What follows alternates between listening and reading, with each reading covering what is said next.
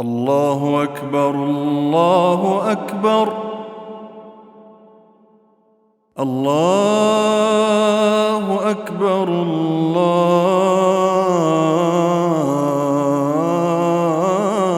الله أكبر. إن الحمد لله نحمده ونستعينه ونستغفره ونستهديه ونعوذ بالله من شرور أنفسنا ومن سيئات أعمالنا. من يهده الله فلا مضل له ومن يضلل فلا هادي له. أشهد أن لا إله إلا الله وحده لا شريك له، وأشهد أن محمدًا عبده ورسوله، صلوات الله وسلامه عليه وعلى آله وأصحابه ومن اهتدى بهديه إلى يوم الدين. أما بعد، فإن خير الحديث كتاب الله، وخير الهدى هدى محمد صلى الله عليه وسلم، وشر الأمور محدثاتها، وأوصيكم ونفسي بتقوى الله تعالى وطاعته. يا أيها الذين آمنوا اتقوا الله حق تقاته ولا تموتن إلا وأنتم مسلمون، واعتصموا بحبل الله جميعا ولا تفرقوا، واذكروا نعمة الله عليكم إذ كنتم أعداء فألف بين قلوبكم فأصبحتم بنعمته إخوانا. أيها المؤمنون، ها أنتم قد ذهب عنكم ثلثا هذا الشهر الفضيل وأنتم في آخر أيامه. هذه الأيام والليالي هي أفضل ليالي هذا الشهر المبارك الفضيل، وقد ضاعف الله سبحانه وتعالى في هذه الأوقات الأجور وأكثر من ثواب الأعمال.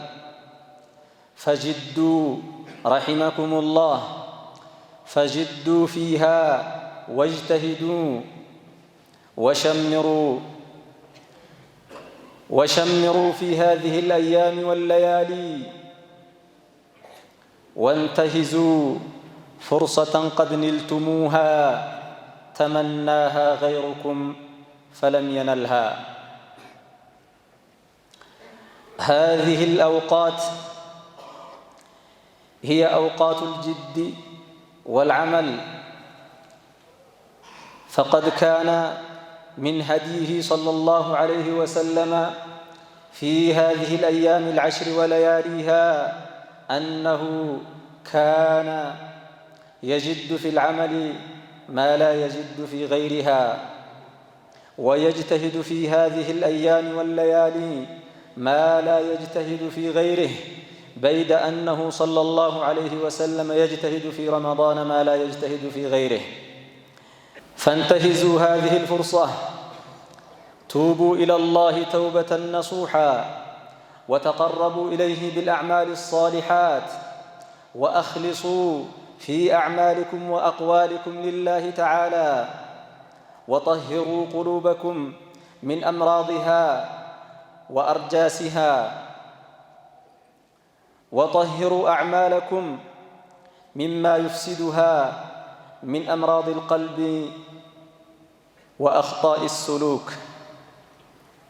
أنتم في أوقات هي فرصة العمر، لذلك سن رسول الله صلى الله عليه وسلم القيام كل الليل في هذه الليالي المباركات، كما ثبت ذلك عنه صلى الله عليه وسلم في حديث عائشة وغيره. إن هذه الليالي هي فرصة لمن يتقرب إلى الله سبحانه وتعالى ويبغي أن يرفع الله سبحانه وتعالى درجاته، وأن يتقرب إليه أيما تقرب. وهذا ميدان العمل ندب الله سبحانه وتعالى فيه عباده أن يسارعوا وأن يسابقوا. أقول ما تسمعون وأستغفر الله لي ولكم ولسائر المسلمين من كل ذنب فاستغفروه. الله أكبر الله أكبر الله أكبر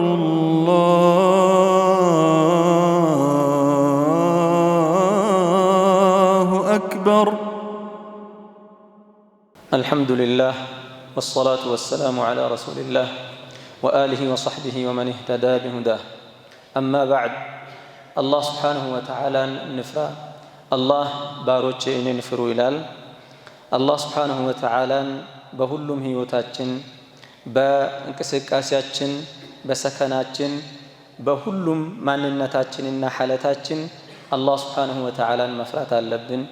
ያዘዘንን በመታዘዝ በመተግበር የከለከለንን በመከልከል አላህ የሚወደውን ነገር በመስራትና አላህ የሚጠላውን ነገር በመራቅ አላህ የሚወደውን ነገር በመውደድ አላህ የሚጠላውን ነገር በመጥላት መልእክተኛውን ሰለላሁ ዐለይሂ ወሰለም በመከተልና ሱናቸውን በመተግበር ወደ አላህ Subhanahu Wa Ta'ala በመቃረብ አላህን መፍራት አለብን።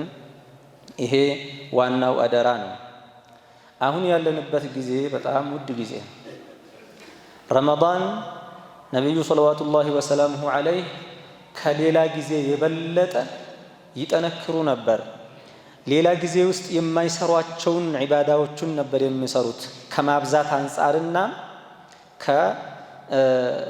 ብዙ ከመስራት አንፃር ማለት ነው እንጂ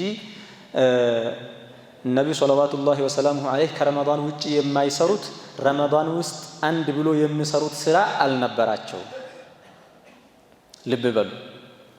ከረመዳን ውጪ የማይሰራ ረመዳን ውስጥ ብቻ አንድ ብሎ ጀምረው የሚሰሩት ስራ አልነበራቸውም። ይሄ በረሱል ሰለላሁ ዐለይሂ ዐለይሂ ሐዲስ ሲራ ውስጥ አይታወቅም።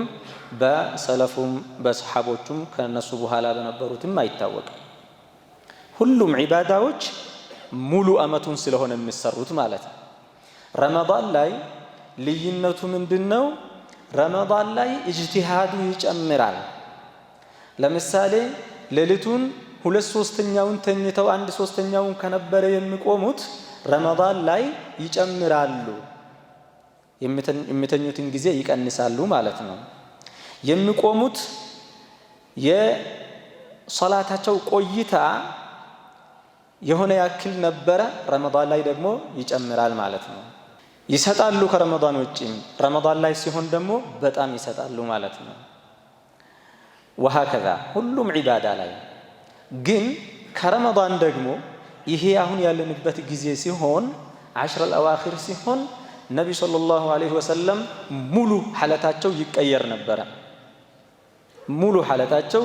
ይቀየር ነበረ። ሶላቱም ሌሊቱን በማጋመስ አይደለም የሚሰገደው፣ ሙሉ ሌሊቱን ነው የሚያድሩት። አይተኙም ሌሊቱን። ቤትም አይሆኑም፣ መስጂድ ይገባሉ፣ ኢዕቲካፍ ይገባሉ።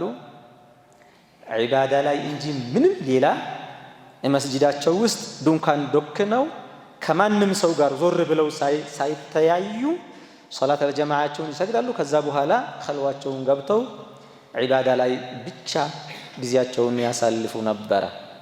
ምክንያቱም እነዚህ 10 ቀናቶች እና ሌሊቶች አላህ Subhanahu Wa Ta'ala ሙእሚኖች ወንጀላቸውን እንድምርላቸው ብዙ ወንጀሎች ይኖሩናልና ከባባድ ወንጀሎችም ይሰራል ሰው ልጅ ወንጀሎችን ሊሰርዝላቸው ደግሞ ሰው ልጅ ከድክመታችን የረባ ሰርተን ደረጃችንን ያን ያክል አናርቀውም።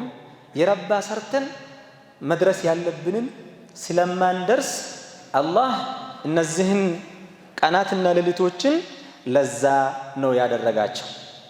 ትንሽ ስራ በመስራት ብዙ አጅር ይከፍላል አላህ። ትንሽ የምትሰራውን ስራ ብዙ ሰዋብ ይከፍላል ሁል ጊዜ ከረመዳን ውጪ። ረመዳን ሲሆን ደግሞ ያ በጣም በብዙ ነው እጥፍ የሚያደርገው አላህ። እነዚህ 10 ቀናት ሲመጡ ደግሞ የበለጠ ደግሞ አሁንም ብዙ ያደርገዋል ማለት ነው።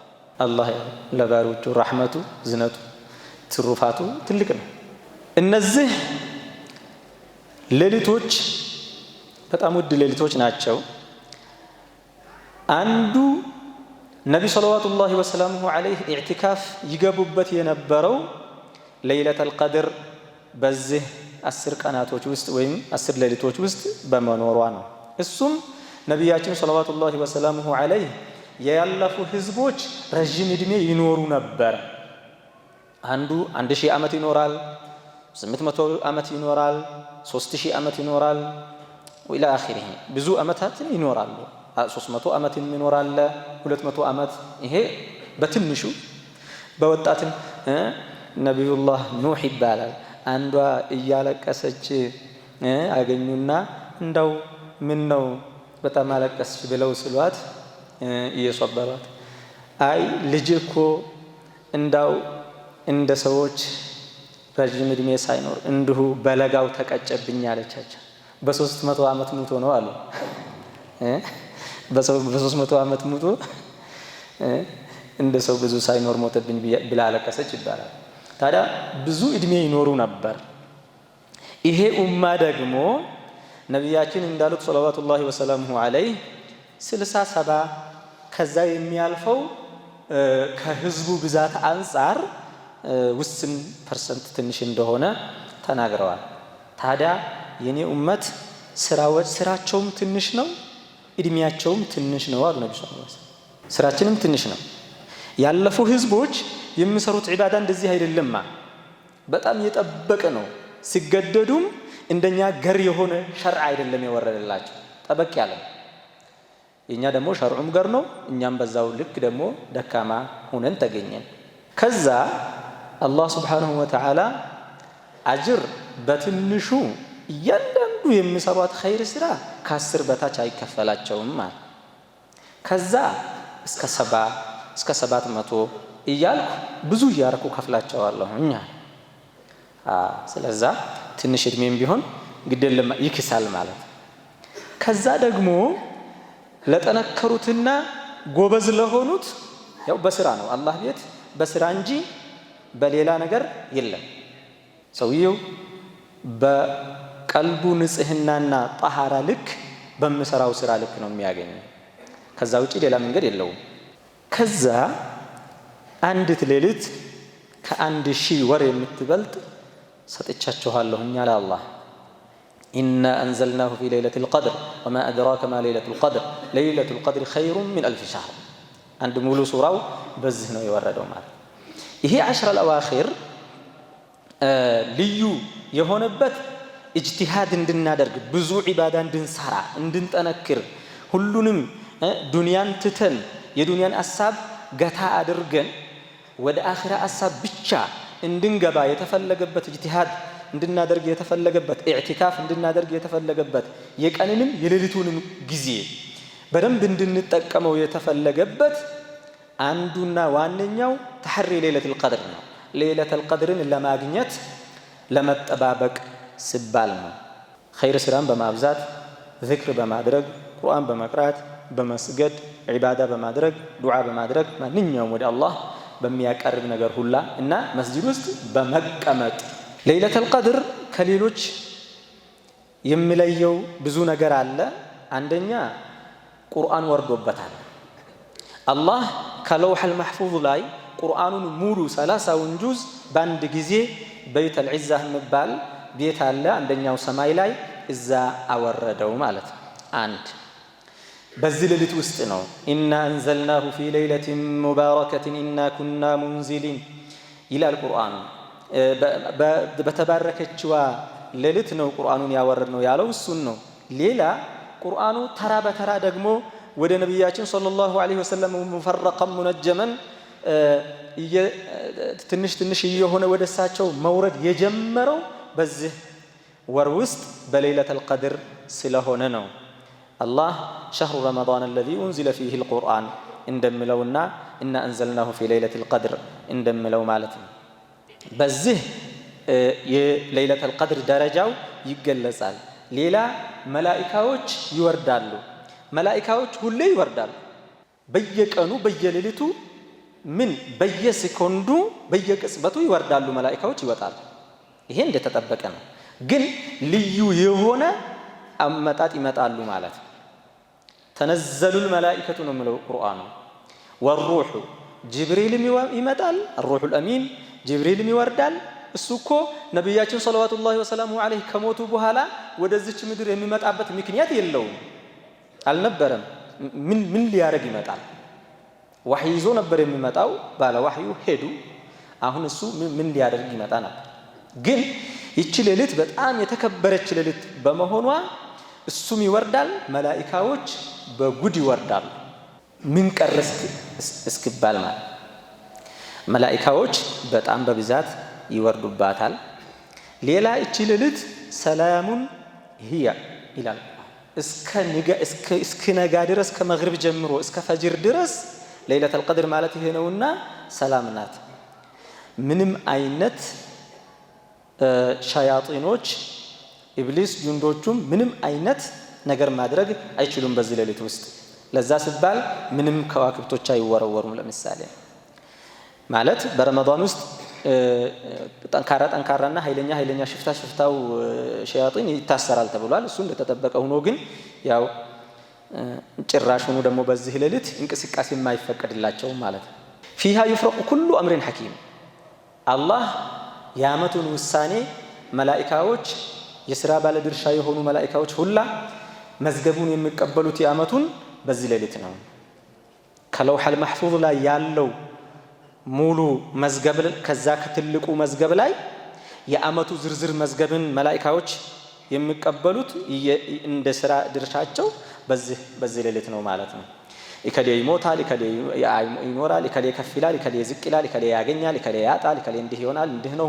ሙሉ ዝርዝር በዚህ ሌሊት ውስጥ የተላለፈውን ውሳኔ ለመላእክቶች ይሰጥና ቀጥታ ወደ ሥራ ይገባል ማለት ነው። የዓመቱ ውሳኔ ዝርዝር የሚታወቅበት። ሌላው አላህ ሱብሓነሁ ወተዓላ እቺ ሌሊት ሙባረከህ ብሏታል። ፊ ለይለቲን ሙባረከቲን የተባረከች ሌሊት። ከዛ ምን አለ? ሰባተኛ ኸይሩን ሚን አልፍ ሸህር ከ1000 ወር በላይ ናት። ብዙ ማለት ነው። እናንተ እስከማታውቁት ድረስ ታገኙበታላችሁ ማለት ነው። ከ1000 በላይ ማለት ከ1000 ወር በላይ ማለት ሺህ በአረበኛ ቋንቋ ቁጥር አይደለም። ከሚቆጠር ነገር በላይ የሆነ ነገር የሚገለጽበት ቁጥር ነው። ኸይሩን ማለት ደግሞ የበለጠ ማለት ነው። ምን ያክል እንደሚበልጥ የማይታወቅ እቺ ለይለቱል ቀድር ከብዙ ወራት ከሺህ ወር ትበልጣለች። ምን ያክል እንደምትበልጥ ኸይሩን ብቻ አላህ ነው የሚያውቀው ምን ያክል እንደምትበልጥ። አንዳንዴ 80 ዓመት ማለት ነው እንዲህ ማለት ነው ተብሎ ሒሳብ ይሰራል። እንዲሁ ለማስረዳት ካልሆነ በቀር እንዲህ የሚባል ስሌት የለም። በለይለቱል ቀድር ለይለቱል ቀድሩን አላህ ወፍቆት ዒባዳ የሰራበት ሰው የ80 ዓመት ምናምን የሚባል ነገር የለም። ይህንን 80 ዓመት ኸይሩን ሚን አልፍ ሸህር አለ እኮ አላህ። ይሄ ነው። ከዛ አላህ ደግሞ ችን ሌሊት የቆመ ዒባዳ ያደረገን ሰው ሙሉ ወንጀሉን ይሰርዝለታል። ሌላ ኢዕቲካፍ ነው። ኢዕቲካፍ በእነዚህ 10 ቀናቶች በእነዚህ 10 ሌሊቶች መስጂድ መግባት። ኢዕቲካፍ ሕክሙን በተመለከተ በቁርአን በሐዲስ በኢጅማዕ የተረጋገጠ ነገርና መሽሩዕ የሆነ ነገር ነው። እንዳውም በይነ አህሊል ኢስላም ኺላፍ የለም መሽሩዕ ስለመሆኑ። ግን መሽሩዕ ነው ስንል ዋጅብ አይደለም፣ ሱና ነው። ሱናነቱም ደግሞ ጥብቅ ሱና ነው፣ ሙስተሐብ ነው፣ መንዱብ በጣም የተወደደ ነው። ሰውየው ነዝር ተስሎ ራሱ ላይ ግዴታ ካላደረገ በቀር ከተሳለ ሱና የነበረው ነገር ግዴታ ይሆንበታል። ኢዕቲካፍም ሆነ ሌላ ነገር አይለይም። በዚህ እነዚህ 3 ነጥቦች ናቸው። በዚህ ሌላ ፈዳኢሎች አሉት። ኢዕቲካፍ ራሱ ማለት ነው ፈዳኢሎች አሉት። ሐዲስ የኢዕቲካፍን ፈዳኢል የሚናገሩ ሐዲሶች በአጠቃላይ ضعيف ናቸው፣ ካልሆነ መውዱዖች ናቸው። ለምሳሌ 10 ቀናት ኢዕቲካፍ ያደረገ 2 ጊዜ ሐጅ እንዳደረገ ይቆጠርለታል የሚላለ። አንዲትን ቀን በእኽላስ ለአላህ ብሎ ኢዕቲካፍ ያደረገ ሰው አላህ ይሄን ያክል ደረጃ ከፍ ያደርገዋል እያንዳንዱ ደረጃ ከማ በይነል ኻፊቀን የሚላል ይሄ ሁላ ነብዩ ሰለላሁ ዐለይሂ ወሰለም አላሉትም ضعيف ነው ግማሹ ደግሞ መውዱዕ የተዋሸ ሐዲስ ነው አንድም ሶሒህ ሐዲስ የለም ስለ ኢዕቲካፍ ፈድል የሚናገር ኢማሙ አሕመድ ረሂመሁላህ ጠየቋቸው አቡ ዳውድ የሚባሉት ኢማም ኢዕቲካፍ ፈዳኢል ላይ የመጡ ሐዲሶች ያው እኛ ሶሒህ ሐዲስ እያገኘን አይደለምና እንዴት ነው ብሎ ስጠይቋቸው ليس فيه الا ان يكون شيئا ضعيفا ضعيف የሆነ ካልሆነ በቀር ሁሉም የለም እኔ አላቅም ብለዋል ግን በቁርአኑም ተነግሯል ሌሎች ደግሞ ፈዳኢሉን የተናገሩ ሳይሆን ሱናነቱን ነብዩ ሰለላሁ ዐለይሂ ወሰለም እንደገቡ ወኢላ አኺሪ ሱና መሆኑን የሚናገሩ ደግሞ ማአት ሐዲሶች አሉ ማለት ከነዛ ضعيفና መውዱዕ ሐዲሶች የሚያብቃቁን ብዙ መረጃዎች አሉ እና ጠቅለል ስናረገው ዒባዳ ሙስተቂላ መሆኑ አንድ መቀመጡ ራሱ ነው ዒባዳ መቆየቱ ራሱ ሶላትን መጠበቅ አለበት ሰውየው ሙዕተኪፍ ሲሆን ያው አምስቱንም ሶላት እዚሁ ቁጭ ብሎ ነው የሚጠብቃቸው ነብዩ ሰለላሁ ዐለይሂ ወሰለም ምንም እንኳን የፈለገ ነገር ብትሰሩ በዚህ የምታገኙትን ነገር አታገኙበትም ያሉት ስራ ቢኖር ኢንቲዛሩ ሶላት بعد الصلاه ሶላትን መጠባበቅ ነው ይሄን ደረጃ ያገኛል በተለይ ደግሞ በእነዚህ ቀናት ትልቅ ነገር ይገኝበታል ሶላት አልጀማዓ ሶላት አልጁሙዓ እዚሁ ሆኖ ይሰግዳል ሙዕተኪፍ የሆነ ሰው በዛ ላይ ተክቢረተ ኢሕራምን አያመልጠውም ማለት ነው ሊያመልጠውም አይገባም መስጂድ ቁጭ ብሎ አላ ዒባዳ ሊሰራ ከዛ ሌላ ደግሞ ሉዙሙል መስጂድ ራሱ መስጂድ ሁሌ መስጂድ መገኘት ራሱ ሌላ ደግሞ ማአት ፈዳኢሎች አሉት شهود صلاة التراويح مع الإمام كإمام ጋር ሁሉንም صلاة التراويح ይሰግዳል ሙዕተኪፍ ከሆነ በመሃል ጥዬ ወጣለሁኝ ስለማይ በዚህ በተለይ በእነዚህ ቀናት ትልቅ አጅር ያገኛል ማለት ነው በዚሁ አጋጣሚ ተራዊህ መሆኑ ቀርቶ ዝም ብለን ሶላተ ለይልን ነው መስገድ ያዝነው 8 ረካዓ ስለሆነ የምንሰግደው አንድ በዛው ላይ ያቺው 8 ረካዓ በዝታ በግማሽ 4 ተሰግዶ ብዙ ግማሹ መስጂድ እየወጣ ነው ያለው በየመስጂዶቹና ይሄ በጣም አሳፋሪ ነገር ነው ብናስተካክለው ይመረጣል ዋጅብም ባይሆን ሶላተ ተራዊሁ ቢያንስ ከኢማም ጋር መጨረሱ ፈድል አለው ብዙ አጅር አለው ሰውየው ወጥቶ ሄድና ምንድነው የሚያገኘው አይ እኔ ከሌሊት ነው የምሰግደው የሚል ከሆነ እሰየው አሳምሯል አንወቃቀስም እንዳውም የበለጠውን ሰርቷል ችግር የለውም ሌላ ለይለተል ቀድርን መጠባበቅ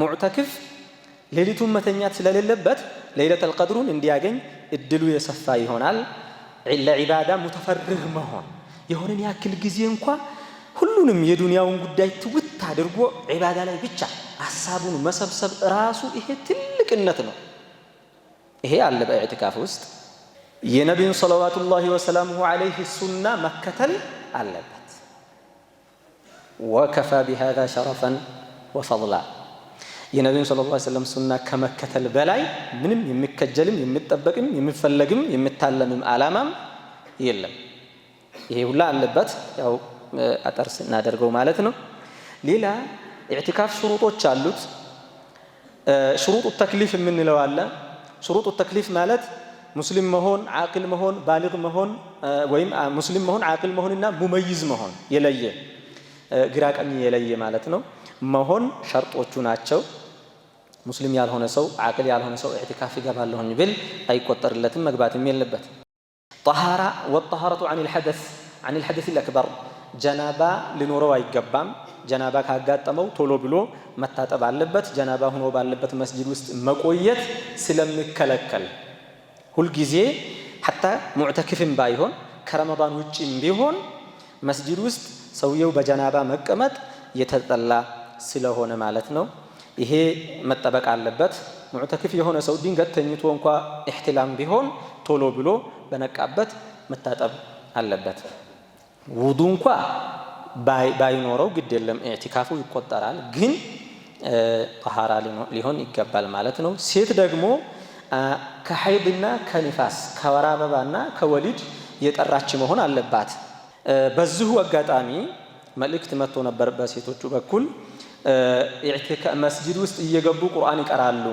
ሶላት እየሌላቸው የሚል መልእክት ደርሶኛል ሴቶች ይሄን ልትጠነቀቁ ይገባል በሐኢድ እኮ የሆነች ሴት በወር አበባ ያለች ሴት ቁርአን መቅራትም ትችላለች እየተባለ የሚደረገውን ፈትዋ ባትይዙት የተመረጠ ነው ሻዝ ነገር ስለሆነ አንድ ሁለተኛ መስጂድ ውስጥ ሐኢድ የሆነች ሴት መቀመጥ እኮ ትችላለች ኢዕቲካፍም ቢሆን መግባት ትችላለችም ያሉ እንዲህ አይነት ሻዝ የሆኑ ነገሮች እየተስፋፉ ስለሆነ ይሄን እየሰማችሁ ኢዕቲካፍን መግባት የለባችሁም ምክንያቱም ጀማሂሩ አህሊ العلم በተስማሙበት አንድ ሴት ሐኢድ ከሆነች መስጂድ ውስጥ መቀመጥ የለባትም በማንኛውም ሰዓት መግባት ትችላለች ካላበላሸች ገብታ መውጣት ነው እንጂ የምትችለው ማለት ነው የፈቀዱ ሰዎች ምንም አይነት መረጃ የላቸውም ቁርአንን መቅራት ትችላለች የተባለውም አንዲት ሴት ምታስተምር ከሆነ ወይም የምትማር ከሆነ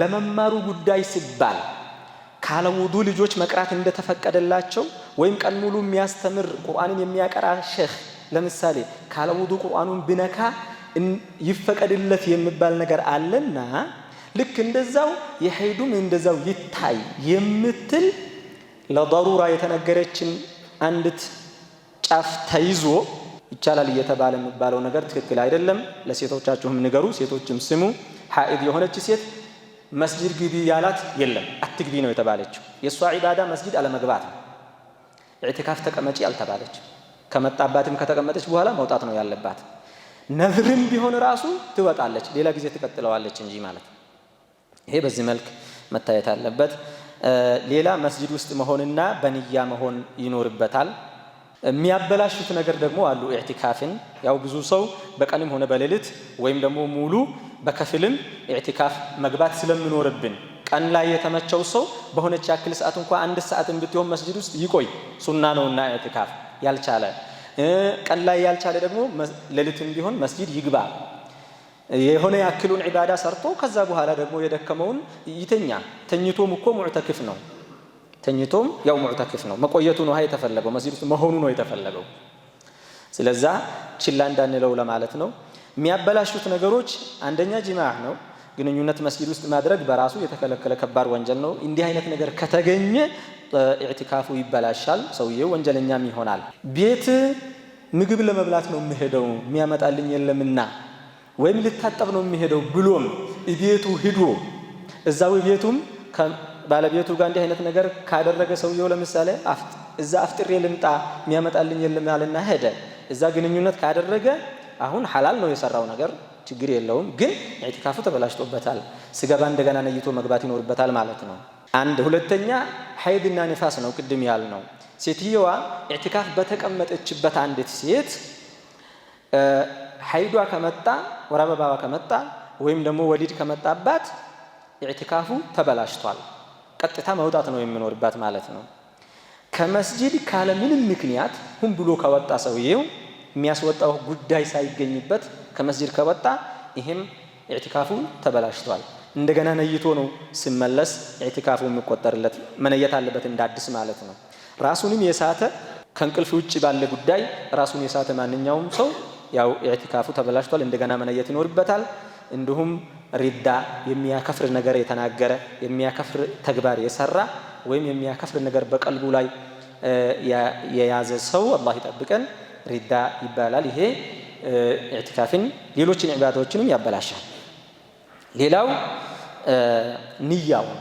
ንያውን ከቀየረው ኢዕቲካፉን ትቸዋለሁኝ በቃ እኔ ስለተመቸኝ ብቻ ጓደኞቼ ጋር ሊቆይ መስጂድ የሚል ነገር ካመጣ ንያውን የሚያበላሽ ነገር ካመጣ ኢዕቲካፉ ይበላሽበታል ካለ ንያ ይሁንማ ዒባዳ ነው አላህ ደግሞ ንያ ዒባዳ ላይ ጥርት ያለ ምንም ነገር ያልተቀላቀለበት ካልሆነ በቀር አይቀበል ለይለቱል ቀድር መጠባበቅ ነው ይሄ ሁሉ ያስፈልገው ለመጠባበቅ ግን ለይለቱል ቀድር መጠባበቅ ምንድነው ለይለቱል ቀድር መጠባበቅ ማለት አስሩንም ሌሊቶች ዒባዳ እየሰራ መቆየት ማለት ምንም ሌላ ትርጉም የለውም ሌሊቷን አስሮቹ ውስጥ ጠብቋት ከዛ ደግሞ በውትር ውስጥ ነጠላ በሆኑ ሌሊቶች ውስጥ ትሆናለች ብዬ ገምታል ጠብቋት ብለዋል ነብዩ ሰለላሁ ዐለይሂ ወሰለም ይሄንን ብሎ ሰውየው ሌሎችን ወራ ጊዜዎችን ትቶ ሌሎችን ሌሊቶችን እየተወ ውትር ሌሊቶች ላይ መስጂድ ማደርም የለበትም። ይሄ አይደለማ የተፈለገው እኮ 10ሩንም መቀጠል ነው የተፈለገው። የብልጥ ስራ የሚባል ነገር የለም። ልብ በሉ። በዱንያ ነው እንጂ ብልጣ የምትሆነው ከአላህ ጋር ያለህ አላቃ በእኽላስ ነው እንጂ የምትወጣው በቅን በመሆን ነው እንጂ የምትወጣው በብልጣነት ያለ ብልጣ ማለት አላህ ያለህን ማድረግ ብቻ ነው። ነብዩ ሰለላሁ ዐለይሂ ወሰለም ያደረጉትን ብቻ ማድረግ ነው። ልብ በሉ። እዚህ ላይ አንዳንዴ መስጂዶች ውትር ያልሆኑ ሌሊቶች ላይ ሰው አይኖርም፣ ውትር የሆኑ ሌሊቶች ላይ ደግሞ ጥርቅም ብሎ ይመጣል። ኸይር ነው ይሄ ሁሉ ያው ኸይርን ፍለጋ ነው። ቢሆንም ግን እየተሳሳትን ነው። እናስተካክለው። ሙሉ መሆን አለበትና ሁሉንም ሌሊቶችን መጠባበቅ ነው። ምክንያቱም ሰውየው ለይለተል ቀድር የተኛው ሌሊት እንደሆነች በዘንድሮ ቢያቅ ሌሎችን ቀናቶችን ትቶ ለይለተል ቀድሩን ብቻ ቆሞ ማደር ይፈቀድለታል እንዴ? አይፈቀድለትም እኮ። ይሄ ቢድዓ ነው፣ ይሄ ሙንከር ነው። አላደረጉትማ ነብዩ ሰለላሁ ዐለይሂ ወሰለም። ሁሉንም ቀናቶችን ዒባዳ እየሰራህ ነው ሌሊቷን የምታገኛት። ማግኘትህን አወክ አላወክ ያንተ ስራ አይደለም። ያማ ቢሆን አላህ ነብዩ ሰለላሁ ዐለይሂ ወሰለም አሳውቋቸው ነበረ።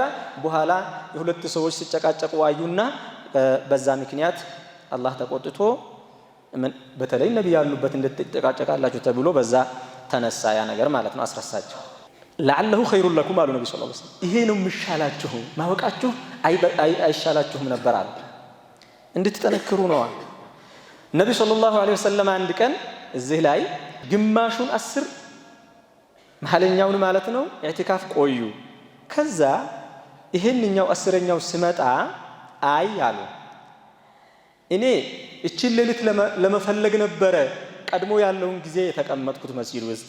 አሁን ከ10ሩ ቀናት ውስጥ ነው የመጨረሻ ቀናቶች ውስጥ ነው የምትሆነው ተብሎ ተነግሮኛል። ስለዚህ እኔ መቀጠሌ ነው፣ እናንተም ቀጥሉ አንወጣም አሉ። ከዛ በኋላ ኢዕቲካፍ 10 አዋኺር ላይ ብቻ ሆነ ማለት ነው ሙሉ ኢዕቲካፍ። ታዲያ ምን አሉ ነብዩ ሰለላሁ ዐለይሂ ወሰለም? እኔ ለይለተል ቀድሩን አሉ አላህ ሲያሳየኝ በጭቃ ውስጥ ሱጁድ እያደረኩ ነው ያየሁት አሉ። ስለዚህ ይሄ ዘንድሮ አሉ በዛ አመት ማለት ነው የዘንድሮ ለይለተል ቀድራችን አሉ ጭቃ ውስጥ ስንሰግድ ነው የምታውቁት አሉ። ከዛ 21ኛው ነበረ ይሄንኛው 21ኛው ሌሊት ሊያድሩ ነው ይሄ የተባለው። ታዲያ ፈጅር ላይ ዝናብ ዘነበባቸው። መስጂዳቸው ዝናብ አያግድም። ነብዩ ሰለላሁ ዐለይሂ ወሰለም ጭቃ ውስጥ ነበር ሱጁድ አድርገው የሰገዱት። ፊታቸው ሁላ ጭቃ በጭቃ ሆኖ ነበር ሰላትን የጨረሱት። ታወቀ ለይለተል ቀድሩ ያ ሌሊት መሆኑ። እሺ ነብዩ ሰለላሁ ዐለይሂ ወሰለም ይሄው ለይለተል ቀድሩ ታወቀ፣ ሱሐቦችም አወቁ፣ ሁላቸውም አወቁ። ወጥተው ሄዱ። እንዴት አዳ እኛ ስንጠባበቅ የነበረው ለይለተል ቀድሩ ነው፣ እሷን አግኝተናል፣ ሀያ ማዕሰላማ ጉዳያችንን ጨረስን ብለው ወደ ቤታቸው ገቡ እንዴ? አልገቡም፣ ቀጠሉበት። አላህ ለይለተል ቀድር የሚወፍቀው ሰው ሲጀመር ሌሊትን የሚመርጥ ሰው አይደለም መሆን ያለበት፣ 10ሩንም የሚቀጥል ሰው መሆን አለበት። ይሄን ሱናን እንዳንخልፍ አደራ ለማለት ፈልጌ ነው።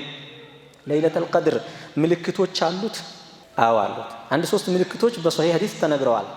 ግን እንዳልኳችሁ ብናውቅም ምንም ጉዳይ መሆን የለበትም።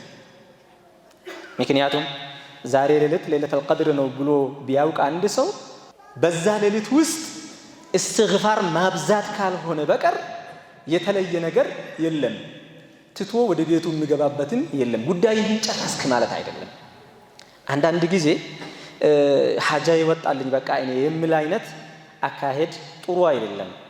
ሱሐቦች እኮ ያንን ሁላ ጂሃድ ያደረጉት፣ ያንን ሁላ ዒባዳ የሰሩት፣ ያንን ሁላ የደከሙት ታሪካቸው እንደው ሰው ልጅ ይሄን ያክል ይሆናል ማለት ነው እስክባል ዒባዳ ላይ እኮ የነበሩት እኮ አላህ ሱብሓነሁ ወተዓላ እኮ ወንጀላችሁን ምሯችኋል ተብለው እኮ ነው፣ የጀነት ናችሁ ተብለው እኮ ነው። እነ አቡበክር፣ እነ ዑመር፣ እነ ዑስማን፣ እነ ዓሊይ፣ እነዚህ እኮ እነ ዙበይር፣ እነ ሰዓድ፣ እነዚህ ሶሓቦች እኮ በጣም ዒባዳ ላይ ብርቱ የነበሩ ናቸው። ምን ተብለው? የጀነት ሰው ናችሁ ተብሎ። ሰውየው ዒባዳ ላይ ደካማ ከሆነ ተውፊቅ የለውም ማለት ነው። የጀነት ሰው መሆኑን መጠራጠር ነው የምኖርበት እንጂ አይ እኔ ተሳክቶልኛል ጨርሻለሁ የሚባል ነገር የለም። ያ መቼ ነው? በሁለቱም እግርህ ጀነት ስትገባ ነው ብለዋል አቡበክር ረዲየላሁ ተዓላ ዐንሁ ወአርዳ። አንድ ሙእሚን መቼ ነው ብሎ እረፍት ሊወስድ የሚችለው አሏቸው። ልብ በሉ። ይሄ እረፍት የሚወስደው ሰውየው በቃ ጨረስኩኝ በቃ እንደው ሀሙን ገሙን ሁላ ከራሴ ላይ ያወረድኩ ብሎ እፎይ የሚለው መቼ ነው ሲባል አንድ እግሩን ጀነት ውስጥ አድርጎ ሌላው እግሩ ጀነት ውስጥ እስከሌለ ድረስ ገና አንድ እርምጃ ብቻ እስከሆነ የተራመደው ገና ነው። ግልጽ ነው። ሀዩሳ ሙሉ ሲገባ ነው። ተመለስ ቢባልስ ወደ አስሐቡል አዕራፍ ተመለስ አንተ ቢባልስ ምን ሊውጠው ነው? ምን ሊወስድ እንዴት ሊሆን? ቁርአኑም ላይ አለ። ምን ይላል ቁርአኑ? ወዕቡድ ረበከ ሐታ ያእቲየከ ልየቂን هذا وصلوا وسلموا على من أمرتم بالصلاة والسلام عليه إن الله وملائكته يصلون على النبي يا أيها الذين آمنوا صلوا عليه وسلموا تسليما اللهم صل وسلم وبارك على محمد وعلى آل محمد وأزواجه وذرياته كما صليت وباركت على إبراهيم وعلى آل إبراهيم في العالمين إنك حميد مجيد وارض اللهم عن أبي بكر وعمر وعثمان وعلي وعن الصحابة أجمعين وعنا معهم برحمتك يا أرحم الراحمين اللهم أعز الإسلام والمسلمين اللهم انصر الإسلام والمسلمين اللهم انصرنا وانصر ديننا يا رب العالمين اللهم إنا نسألك الهدى والتقى والعفاف والغنى برحمتك يا أرحم الراحمين اللهم يا مقلب القلوب ثبت قلوبنا على دينك اللهم يا مصرف القلوب صرف قلوبنا إلى طاعتك اللهم إنا نسألك العفو والعافية والمعافاة الدائمة في الدين والدنيا يا رب العالمين اللهم وفقنا لما تحب وترضى اللهم بارك لنا فيما بقي من شهرنا يا رب العالمين اللهم وقونا فيه اللهم وقونا فيه اللهم ووفقنا فيه اللهم وتقبل منا القليل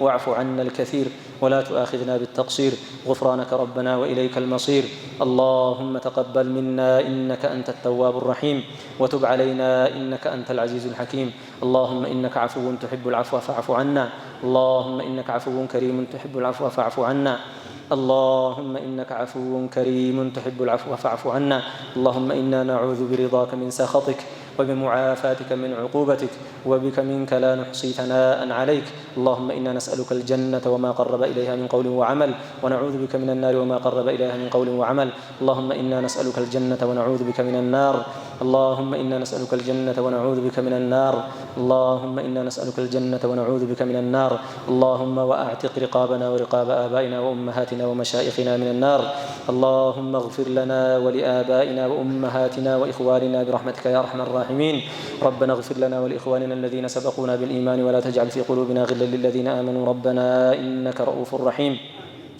اللهم أصلح لنا شؤوننا كلها ولا تكلنا إلى أنفسنا طرفة عين يا رب العالمين اللهم اهدنا سبل السلام واختم لنا على دين الإسلام اللهم اهدنا سبل السلام واختم لنا على دين الإسلام اللهم إنا نسألك العفو والعافية والمعافاة الدائمة في الدين والدنيا يا رب العالمين أصلح لنا ديننا الذي هو عصمة أمرنا وأصلح لنا آخرتنا التي إليها معادنا وأصلح لنا دنيانا التي فيها معاشنا واجعل الحياة زيادة لنا في كل خير واجعل الموت راحة لنا من كل شر يا رب العالمين اللهم اجعلنا من الذاكرين لك اللهم اجعلنا من الشاكرين اللهم اجعلنا من الذاكرين لك اللهم اجعلنا من الشاكرين اللهم اجعل القرآن ربيع قلوبنا ونور صدورنا وجلاء أحزاننا يا رب العالمين اللهم اهدنا بنورك إلى نورك اللهم اهدنا بنورك إلى نورك واجعلنا هداة مهديين لا ضالين ولا مضلين اللهم اجعلنا أئمة يهتدى ويقتدى بهم يا رب العالمين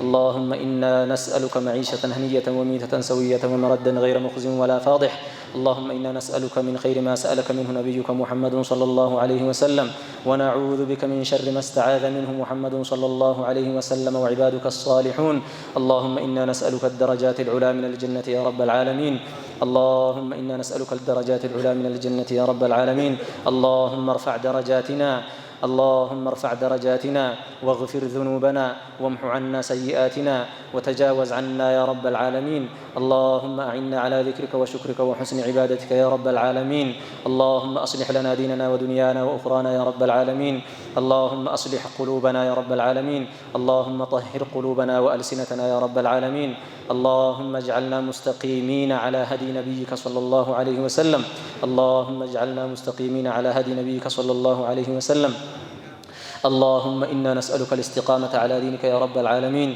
اللهم إنا نسألك الاستقامة يا رب العالمين اللهم اقسم لنا من خشيتك ما تحول به بيننا وبين معاصيك ومن طاعتك ما تبلغنا به جنتك برحمتك يا أرحم الراحمين، ومن اليقين ما تهون به علينا مصائب الدنيا. اللهم لا تجعل الدنيا أكبر همنا ولا مبلغ علمنا، ولا تجعل إلى النار مصيرنا يا رب العالمين. اللهم يا رجاءنا ليس لنا ثقة إلا فيك، اللهم ليس لنا رجاء إلا إليك، اللهم ليس لنا إله غيرك، اللهم أنت ربنا وليس إلها ابتدعناه. اللهم إنا لجأنا إليك فاجعلنا في كنفك، اللهم واجعلنا في حفظك، اللهم واحفظنا بحفظك. اللهم إنك عفو تحب العفو فاعف عنا برحمتك يا أرحم الراحمين. اللهم إنا نسألك الجنة وما قرب إليها من قول وعمل، ونعوذ بك من النار. اللهم إنا نسألك مرافقة نبيك في الجنة يا رب العالمين. اللهم إنا نسألك الشفاعة يا رب العالمين. اللهم اجعلنا من أهل جنتك وعنايتك يا رب العالمين. اللهم تولنا فيمن توليت، واهدنا فيمن هديت، وعافنا فيمن عافيت، وبارك لنا فيما أعطيت. اللهم اصرف عنا كل شر، اللهم اكتب لنا كل خير، اللهم اكتب لنا كل خير، اللهم اصرف عنا كل شر لا يصرفه غيرك. اللهم اهد